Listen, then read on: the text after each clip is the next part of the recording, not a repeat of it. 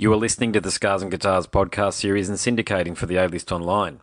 My name's Andrew Mackay-Smith, and you're about to listen to a conversation between myself and a fella by the name of Dan Howls, who's an outstanding blues and roots artist from Perth in Western Australia.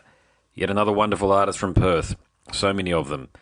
The reason for the conversation is to promote Dan's outstanding new release, A Dime a Dozen. So let's have a listen to what he has to say. Here we go. Hi, Smith, calling through a minute early. How are you going? Oh, not too bad. How are you, mate? I'm good. Is now a good time for us to chat? Yeah, it's perfect timing. No worries at all, mate. So, thanks for agreeing to the interview, actually. I've been getting into your music, as I do with so much of this stuff that's beautiful. Firestarter. This one's pretty different to just about anything else I've received, though, I've got to tell you. I don't get a lot of roots and blues music coming through to me, but I've really enjoyed this, and it's not just because it's different. I'm also a musician.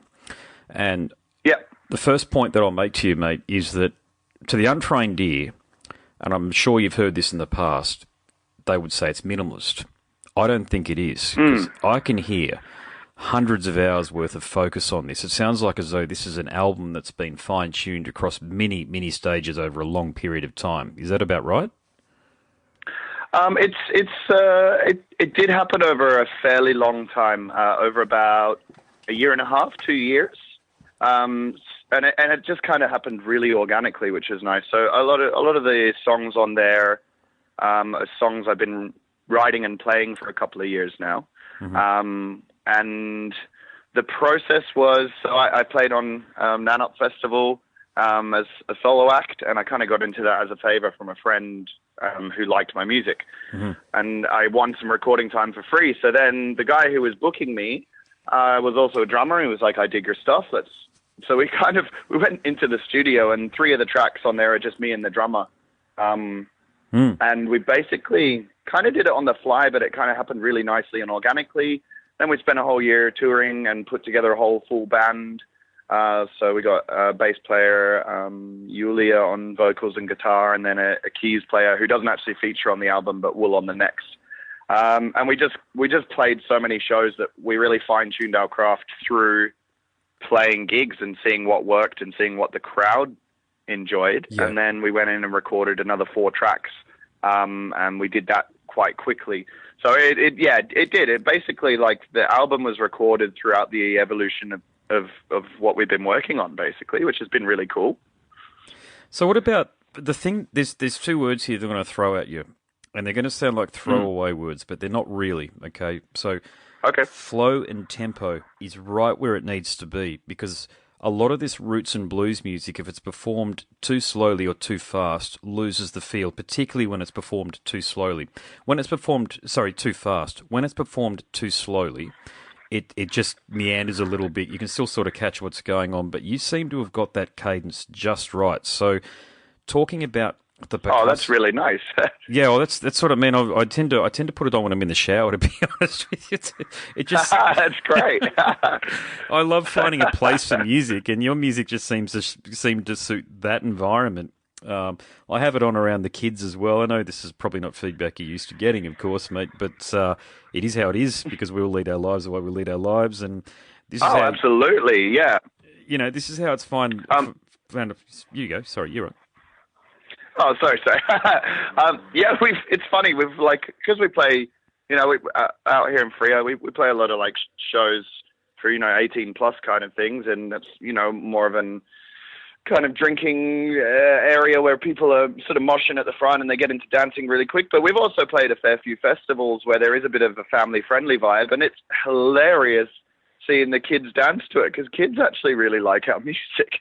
Yeah. And I started off writing this dark bluesy stuff, and it's amazing to see little kids get into it. They really actually it's very surprising. It's nice. It's a good thing. It's nice that we can cater to both kind of crowds, I think. Yeah, I found the same thing. The kids really dig your guitar playing. So my eldest daughter will do a bit of air guitar or what have you along the stuff that you're doing there. So it's awesome. It's really cool to see that you got that feedback, but it also says something. Your music is, and it's very versatile. It can be played in a large number of venues for a large number of applications. What I mean is festival environments. You can do like community fairs, like Lions and Rotary fairs, that sort of thing. So, how far have you thought about doing the live thing? Are you going to stick to, the late night venues, Oh, or are you? no, I will do anything that looks like a good time, whether it be, whether it be those, like we've played, we have a festival called Man Up Festival. We literally just got back yesterday from Wave Rock Festival, out in Hyden. So that was, the headliners were Abby May and CW Stone King. So that was pretty special because they're two of my main influences. When I started listening to blues, a couple of years back. But yeah, we've played all kinds of gigs already. And I feel like we're a band that's we've really put a lot of work into our live show. And that comes out, I think. So we played a rodeo last year. We've played daytime sets at, family friendly festivals. We've done nighttime sets in dirty whiskey bars where everyone's having a pretty good time. And, people are right at the front of the stage and just rocking out. So it's really nice to have that option. It's really nice, I guess, to be versatile because you can play a whole range of events and it's not just the same bars every couple of months, which is really nice. It kind of breaks it up and the band members have a good time as well. So Yeah, a bit of variety. And what inspired you, though, to perform bare knuckle blues and roots like what you're doing here? Because I imagine you're a proficient guitarist, so I can certainly hear that. Was it only ever going to be this sort of music, or did you experiment with other things before you arrived at this sort of music? I experimented with other things. I have a really funny story of how I started playing live music. My friends were living and working in Cambodia, one as a teacher and one as a DJ in their resident nightclubs in Phnom Penh. And when I was sort of 21, 22, I just started traveling a fair bit, and I was traveling in Southeast Asia for about 3 months. And when you're 21, I went over there, I think, with $1,500 for 3 months, and I was like, it'll be fine. And I wound up in Cambodia living with my friends, but I'd pretty much run out of money. And, mom and dad are great to me, but I didn't want to hit them up for money. You're 21, you're like, nah, I'm independent. But I had a little travel guitar with me. And I just started chatting to some little tourist bars and stuff, and they were like, yeah, we'll pay you to play some music in here. Back then, yeah, like I just kind of played. I did do some covers and stuff in Cambodia and threw a couple of my originals in there. And it was kind of before, it was right on the cusp of, I was listening to like a lot of the Black Keys. From there I got into Junior Kimbrough because he was their main influence, and they did an tribute album to him. And then I got into the older blueser guys like Muddy Waters and John Lee Hooker, and then started listening to Tom Waits. And at the same time, Abby May had just released that first album that was just so good. And I think with blues and roots, there's kind of this taboo almost that it's, old people music. That's what I hear a lot of the time. And I kind of don't agree with that because, as I said, we've got little kids that get into it. We've got oldies that get into it at Bridgetown Blues. There's 18 and 19-year-olds at our shows when we do them in the bars, and they're having a good time. I think it's just, it makes you feel a lot. Yeah, I think there's enormous crossover potential here, and so I've got a good question for you. So I know that you've been played on Roots and All on Triple J. Fine, I get that. It's a bit of a niche market. I see that Triple J would probably want to put you in that box there, but I think you're bigger than that. So my question for you is, what do you think it's going to take for your music to become more widely known? And if you were given an opportunity for your music to be used on a show like The Block or The Bachelor or any one of those commercial things, would you take it? On The Bachelor or The Block, I couldn't ever imagine it. But if I like to take opportunities and I like to weigh up whether they're worth it for us. And I think today, like, there's so many incredible acts and much incredible music out there that there's fierce competition. Not to say that like it's such a loving music community between bands, because it's kind of just like you're kind of just like, yeah, we're not going to make much money off this, and or in the beginning anyway, and it's going to be like pushing crap uphill in the beginning, but you're doing it for the love of it. So I'm happy to do anything that will give us a good opportunity, but means I don't have to forego the originality of the sound that I love to play. Saying that, I am really excited because we did this first album, we did it on the fly so much, especially the first 3 tracks on there. We kind of went into it half knowing what we were doing.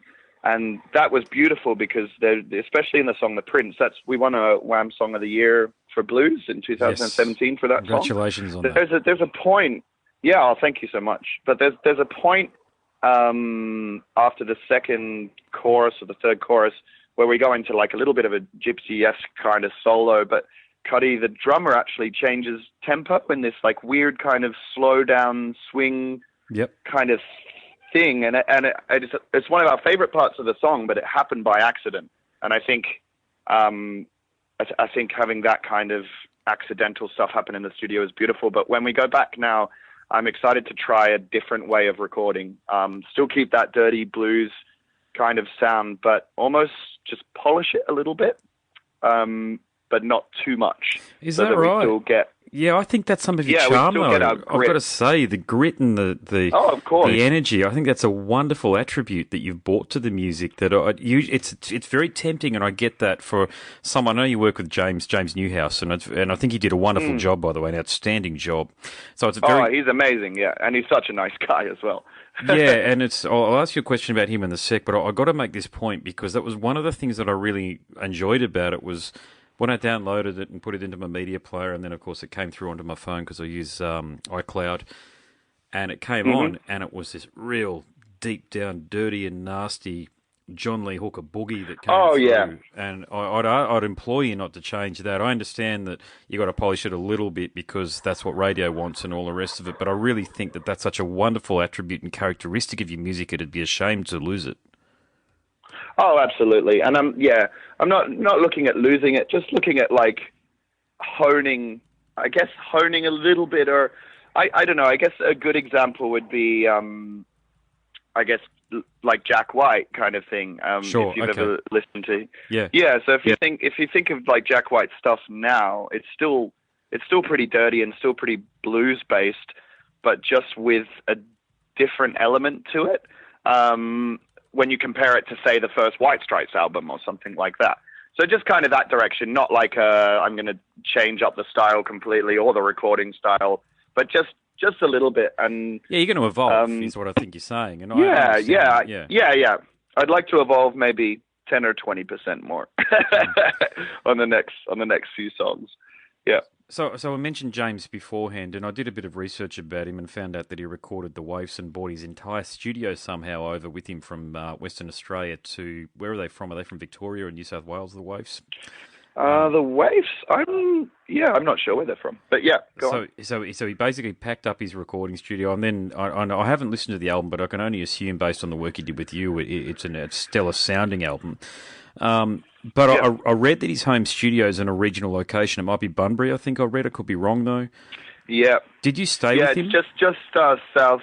Well, we did stay with him. Yeah, it was just further south, and he's got this amazing house out there, real country house, and he's growing his own olives and making his own olive oil out there. He's got just a lovely family.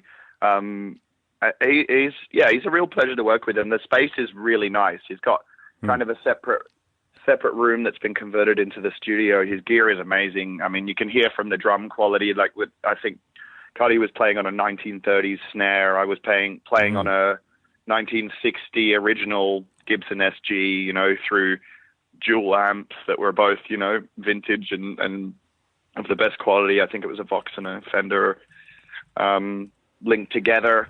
It's a really nice place to go and record, especially for that kind of what we wanted to do. Especially, I think he really captured what we wanted really well. Yeah, it sounds like it's one of those places when I was reading his bio where you could go and you didn't have so much of an incentive to look at your phone as we tend to do as adults. I get that, and you could sort of tune out Mm. and tune in and zone out a little bit on the music. So, so obviously it's had an impression on you recording in that environment. And it's. I think it's almost the album would have sounded different if it wasn't recorded there. Does that sound about right?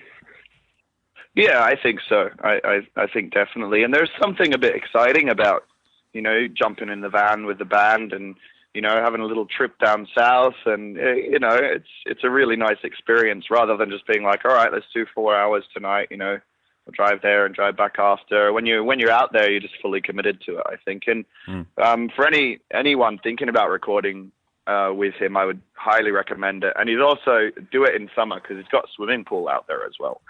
Cool. Yeah. Just a little bonus. No, wicked. Now, you mentioned your Gibson SG before, so was that the axe of choice, or do you have a bit of a quiver of axes there that you turn to for recording purposes? So I'm not. That's his guitar. He's got a couple of guitars in the studio. I'm not quite to the level where I can afford a $3,000 or $4,000 guitar yet. But my guitar choice. I play a Gary Clark Jr.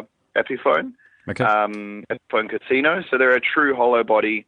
And Gary Clark Jr. I love him as a guitarist. I think he takes traditional blues and then just makes it a little dirtier. He really feels it. And it's really cool. My dad used to produce on a little community radio station here in Perth. And Gary Clark Jr. came through, I think, when I was 18 and was just doing like an interview. And my dad was like, oh, you should check this CD out. And it was a burnt copy of an EP with, Gary Clark Jr. had written his own name on it kind of thing. And I got into his stuff. But he released a guitar that was meant to be affordable but have a similar quality to the Gibsons. Mm-hmm. So it's basically an Epiphone guitar, but it's got Gibson pickups and a Gibson top on it. So it gets a pretty nice sound. It's a true hollow body, so there's no struts on the inside of it. So you get this real crazy resonance as well. Yeah. Just sounds good through a distortion pedal. Really good. If you could I use that and I pick. Sorry, go on. No, I was just going to say, if you could own any. Sorry, you're going to make a good point there, so I better let you make it because I just had a thought, and then I thought, God, I'd interrupt you and try and get it in, but I'm stuffing it up. No, go for it. If you could own any guitar in the world, what would you own? And there's a bit of a reason behind that because I was in Mandolin Brothers many years ago on Staten Island in New York and played a Martin. I don't remember the model number. I was petrified to play it because it was from 1931, and to your point about the resonance on these guitars, it felt like porcelain, and it just, I've never heard a G like it, a natural G like it in my entire life. Just a standard G chord. It was like that old saying where David Gilmour from Pink Floyd could do more with one note on a guitar than all of the 80 shredders combined could do with a fretboard. This guitar had that kind of a quality. So if you could pick any guitar in the world, what would you pick? I think I would. I would definitely have to be an electric. Like I do have a brass resonator as well, and I like that. But I love playing electric. I think it would have to be a Gibson, an original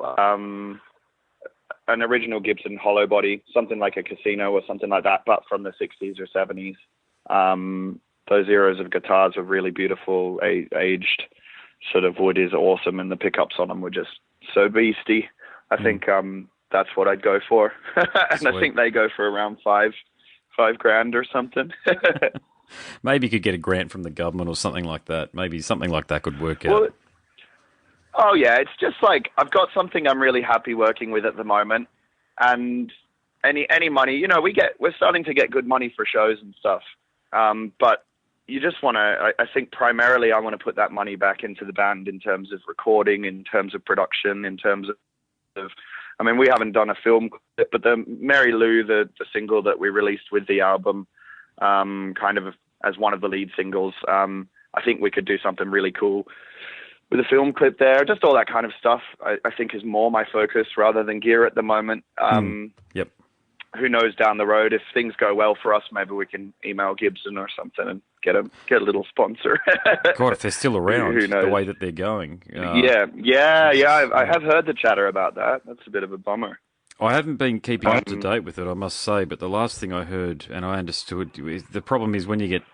Well, actually, I don't know. I won't even speculate. I don't know how the hell they got into the position with being such an iconic manufacturer to get into a position where I'm pretty sure they had to declare bankruptcy, Yeah, and they put yeah, I heard that as well. those bloody awful tuners on the back of all of their guitars, and you couldn't remove them, otherwise you lose your warranty.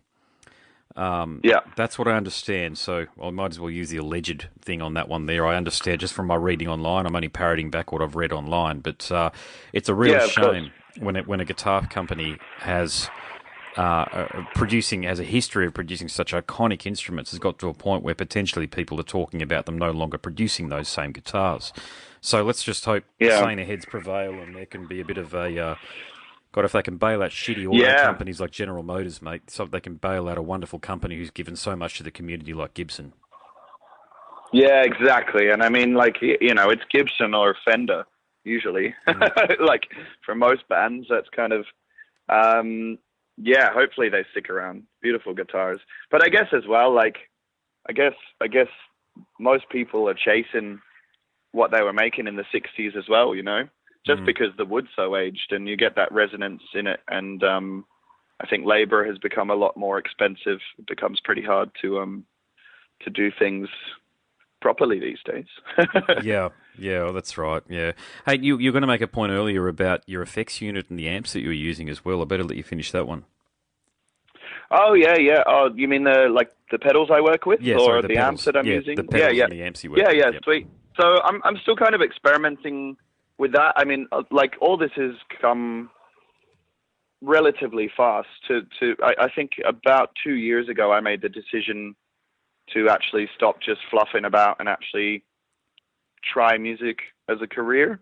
And I just had a few songs laying around, and we start to put stuff on. So in the space of 2 years, we started to get on festivals, and we had that Wham thing, and we've had some radio play. Like things are going really well for us. I'm still working out what's best to work with within budget, but I use a Boss Blues Driver. That's a really nice distortion pedal. I use a Moore. They're really cool. They're Chinese made, but they're little clone pedals for about a quarter of the cost of what some of these pedals would normally cost. And you find them in most guitar shops and stuff. But I use a Moore octave up pedal. So that gives you that really. I use that on some lead breaks. You wouldn't have heard that on the song He's Gotta Have It. You'll hear the solo in there, and that's got that kind of, you're just shifting all the notes up an octave, and it just gives this real screaming, wailing kind of sound. And then I've got the original, not the original, but my original from when I was like a little 13-year-old Taka that my dad gave me, a Jimi Hendrix wah-wah. Which I haven't recorded on yet, but I'm just putting a little bit of that into some new stuff and lead breaks and stuff like that, just to give it a little bit of diversity for live shows and stuff. And just got a tremolo pedal as well. And in terms of amplifier, I use Strauss. They're a really cool Australian company, and it's kind of their version of a Fender Blues Junior. But what's nice about it is it's got a gain channel as well, so really nice like valve amp. With reverb and just a really good gritty gain on there kind of thing, and that's been my favorite. I've played the amazing Fender Hot Rod DeVilles and stuff like that on stage when they have backline, and there's a little more power to them. But this thing's that I'm playing on is a little 20-watt amp, and it really does the job. Yeah, it's a really really good kind of tone. Yeah. Sometimes you don't need more than that, do you? Especially when it's fantastic gear. Yeah, well, this little thing's 20 watts, and I can carry it in one hand, and I only ever have it at about 3 on stage because they mic everything up these days. So, yes. But it's still loud enough if you're playing like at a brewery or something. It's still loud enough to really crank it into a big shed type environment. Yeah, the big wall of noise situation. Yeah, no, I get it. Yeah, no, that's great. And mate, I'll make this my last question. For people listening, I'm recording this for my podcast series. How do they get in touch with this? I know you've got a really good Facebook page there, but how else can they discover your wonderful music? So our music is on all the digital platforms. So you've got Spotify and iTunes and Apple Music, and I think Google does one as well. So obviously search for us anywhere on there. We have printed vinyl and CDs, and obviously that helps us hugely if there are people that collect out there. So I will be putting that up in the next few weeks on our Bandcamp. So we've got a Bandcamp page, so it's danhowls.bandcamp.com. And yeah, I mean, like, we're pretty open. We're independently managed. I take care of the Facebook page and the socials and our management and booking. So if anyone's interested out there on booking us for shows, just send us a message on Facebook. I'm pretty open to things, and it's more just about seeing if budgets can work, especially being over in Perth. It's kind of if we're going over east for festivals and stuff, we've got to make sure that we can actually cover flights and stuff like that. But we love playing shows. It's what we want. Obviously, it's awesome to get radio play, and we want people to listen to our songs all the time. But the live shows, that's nothing better than that's the best way to experience what I reckon. I haven't seen you obviously yet. I haven't had the opportunity to, but when I eventually do, I'll really be looking forward to that. So, just absolutely. There's something that happens up there when you have. I don't want to say it's an ego thing, because I like to think it's not. There's definitely an element of that, but it's just when you have that many people ready to have a good time, I feel you feed off them. I feel it makes you into that. We've got quite an animalistic kind of stage show going on, and I think people always think it's you, but it's actually them that's there to watch you. That's why it's harder to play a show of 10 people than it is to play to 1,000 people. Absolutely. But yeah, we love it. I totally agree with that. I've played many shows in my life. I've mainly performed in covers bands, but played at the casino here the other night. That's an easy gig, really, because you're playing in front of about 80 or 90 people at any given time, because they're not there to watch you. They're just there to drink and gamble, but you're still the entertainment that's on. And then you're playing at other venues where you're playing to, say, 5 people, and my God, do those nights drag on. They are... Yeah, I think someone, I can't remember even who it was, I think it was a muso, but someone once told me that, like, it doesn't matter if you're playing to, like, and we've done, we've played to 10 people and we've played to 2,000 people before, but, like, they said to me, it doesn't matter whether you're playing to 1,000 or to 10. You, as a musician, your job is not to just play the music well, but you should pour your heart out to, even if there's just 10 people there, you should still do that, because even if if one person is moved by that, that's how you start to gain a following, and if you can then transfer that to the huge crowds, which is very easy to do. But that's kind of the nice thing. We started off playing kind of smaller shows, 50 to 100 people, and now, we played Fremantle Arts Centre last year, and the beginning of this year, and that had 1,500 people. Me and Yulia tour as a duo in Europe, and we just we did a city festival to 1,500 people there, and like, just crazy when you're up there, because you're just like, how did you get here? All right, mate, fantastic. Well, I love your music, as you can tell. Anybody out there that's listening, thanks so much. Give Dan's music a go, because it's music that'll warm your soul. It's so many applications that it can be put on in the background. It's one of those albums that you can listen to with headphones on, and you discover new things with it as equally as it is at home. If you got it on in the background and you got a family barbecue or something else, man, it's a tremendous album, and long may you continue to make music, mate, because I'll still be tuning in. Man, thanks for all the kind words. Really appreciate it. No worries at all, mate. You have been listening to the Scars and Guitars podcast, syndicating for the A-List Online. My name's Andrew Mackay-Smith, and that conversation featured Perth musician Dan Howls. Thanks so much for listening.